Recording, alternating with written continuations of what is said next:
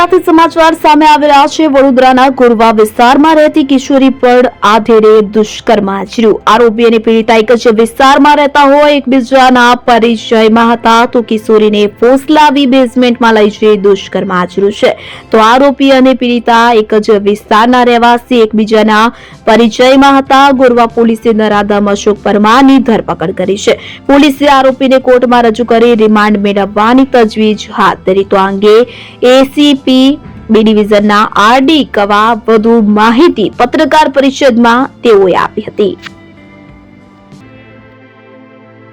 ફેબ્રુઆરીએ સાંજના 5:30ની આસપાસ ગોરવા પોલીસ સ્ટેશનમાં એક રેપનો બનાવ બનવા પામેલ હતો। પોલીસ સ્ટેશનને સૂચના મળવાથી જાણ થવાથી તરત જ પોલીસ સ્ટેશને એમની નોંધ લઈ ગંભીર નોંધ લઈ અને ફરિયાદ દાખલ કરવામાં આવેલી છે।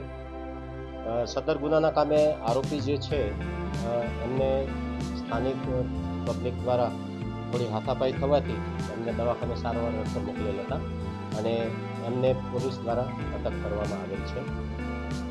ભોગ બનનાર છે એ માઇનોર છે અને શેડ્યુલ કાસ્ટમાંથી બિલોંગ કરે છે, એટલે પોક્સો એક્ટ મુજબ ફરિયાદ દાખલ કરવામાં આવી છે।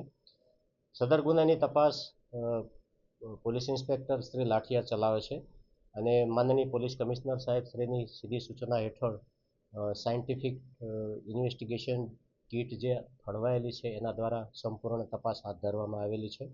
બનાવ સ્થળેથી જે ઓઇલની શીશી અને અન્ય જે ચીજ વસ્તુઓ કબજે કરવા પાત્ર હતી એ ઈ સાક્ષ્ય મુજબ પંચનામું કરી અને કબજે કરવામાં આવેલ છે। ભોગ બનનાર જે છે એ મેન્ટલ થોડા ડિસેબલ છે અને રેસિડેન્સ બંનેનું નજીકમાં છે, જે અનુસંધાને આરોપી અને ભોગ બનનાર અગાઉથી પરિચયમાં હતા અને આ દુષ્કર્મ આચરેલું છે।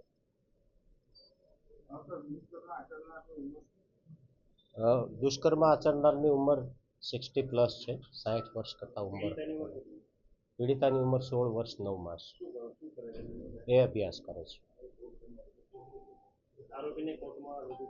હા, આરોપીને અટક કરી કોર્ટમાં રજૂ કર્યો છે અને રિમાન્ડ મેળવવાની